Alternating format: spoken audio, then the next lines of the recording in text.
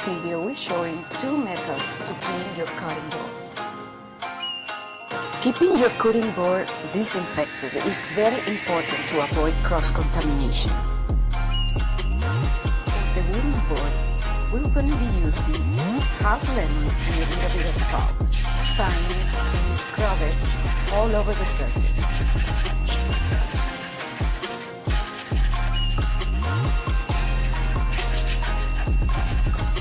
Plastic one, we'll be using baking soda combined with vinegar.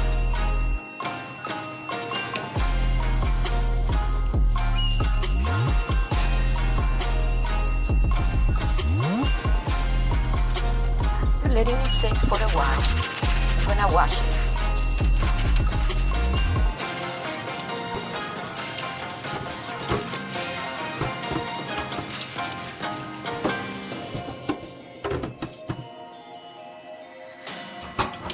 Let it dry, and that's it.